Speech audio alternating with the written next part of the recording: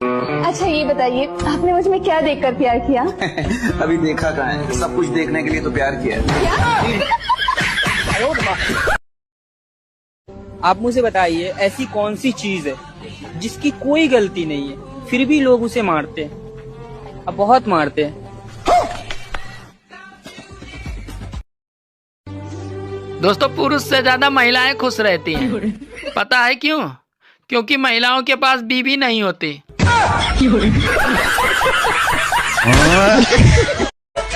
साला बीवी भी गजब की चीज है। सबको पता होता है कि लाने के बाद जिंदगी झंड होगा, फिर भी साले सब खुशी खुशी लाते हैं।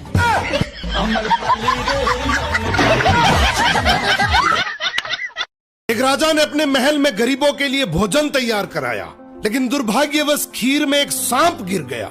किसी को भी इसका पता नहीं चला और वो खीर गरीबों में परोस दी गई और इसे खाने से सभी गरीबों की मृत्यु हो गई।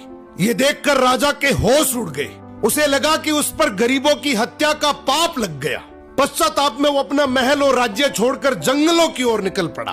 उसने सोचा कि शायद तपस्या से उसे इस पाप से मुक्ति मिल सके। चलते चलते वो एक गांव में पहुंचा। गांव के चौपाल में बैठकर उसने पूछा कि क्या इस गांव में कोई ऐसा परिवार है जो सादा जीवन और भक्ति में विश्वास रखता हो। गांव वालों ने बताया कि यहाँ एक भाई बहन रहते हैं जो बहुत ही सादगी और भक्ति से जीवन बिताते हैं। राजा उसी घर में ठहर गया। अगली सुबह राजा ने देखा कि वो लड़की ध्यान में बैठी हुई है। आमतौर पर वो जल्दी उठकर घर का काम और नाश्ता बना लेती थी, लेकिन उस दिन वो काफी देर तक ध्यान में लीन रही। जब वो ध्यान से उठी तो उसके भाई ने कहा, बहन आज तुम देर से उठी हो, घर पर एक मुसाफिर ठहरा है, नाश्ता कराकर उसे जल्दी भेजना था। लड़की ने शांति से कहा, भैया ऊपर धर्मराज के दरबार में एक बहुत उलझा हुआ मामला चल रहा था, उसी पर ध्यान लगा था, इसलिए देर हो गई। भाई ने पूछा, कैसा मामला? लड़की बोली, एक राजा ने गरीबों के लिए भोजन बनवाया था, लेकिन दुर्भाग्यवश खीर में सांप गिर गया और वही खीर खाने से सभी गरीबों की मृत्यु हो गई। अब धर्मराज ये तय नहीं कर पा रहे हैं कि इस पाप का दोष राजा को लगे या उस सांप को या फिर उस नौकर को जिसने बिना जांचे खीर परोस दी थी।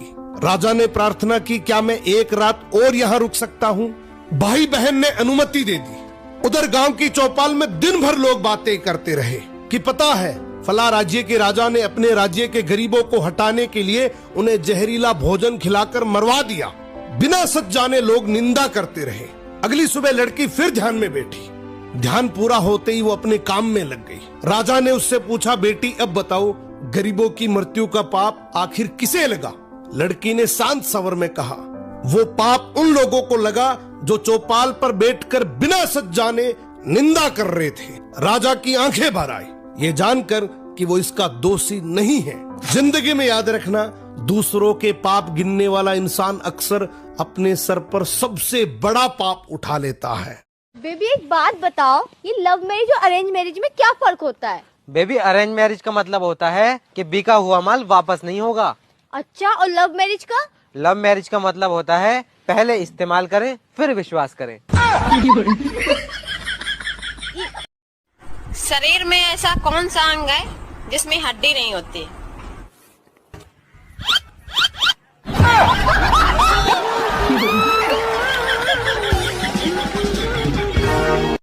ये जो सामने बैठे हैं, बेटा तू पलक भी थोड़ी देर झपका ले। तुम जो हो वो छठी के विद्यार्थी हो और एमए की पुस्तक पढ़ने का प्रयास कर रहे हो। ये संभव नहीं है। ये रतनगढ़ के छोरे हैं, भले छठी के विद्यार्थी हैं, एमए की किताब नहीं पढ़ने में आवे तो भी फाड़ फूड़ तो देते ही है। हे ऊपर वाले, अब तो मेरी उम्र भी हो चुकी है, अब तो मेरी शादी करवा दे। अरे मैडम, ऊपर वाला खुद रंडवा बैठा है।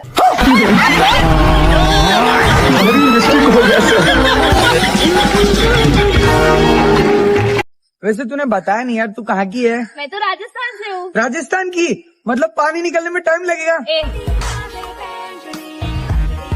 सुनो। हाँ बोलो। बाल बहुत अच्छे लग रहे हैं आपके। हाय हाय। अरे थैंक यू।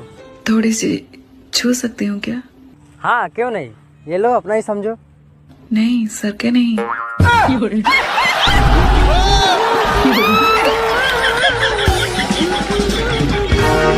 अच्छा पायल, तुमसे एक सवाल पूछूं, जवाब दोगी? अच्छा बताओ, चश्मा और लड़की में क्या सिमिलरिटी है? दोनों को यूज करने से पहले टांगे खोलनी पड़ती हैं। अगर आपको ज्यादा ठंड लग रही है तो आप अपनी पत्नी से बात कर लिया करो, क्योंकि पत्नियां ऐसी बात करती हैं कि तन बदन में आग लग जाती है। सुनो जी, आजकल चड्ढी वाला वीडियो बहुत चल रहा है। हाँ चल तो रहा है, साली एक चड्ढी बची थी वो भी नहीं छोड़ रहे हैं, साले सब बह गए हैं। अरे कोई कुछ भी कहे, लेकिन चड्ढी वाला वीडियो देखने में बहुत मजा आता है। चल चल पढ़ाई कर रहे, उंगर पुंगर कर रहा। हट हट।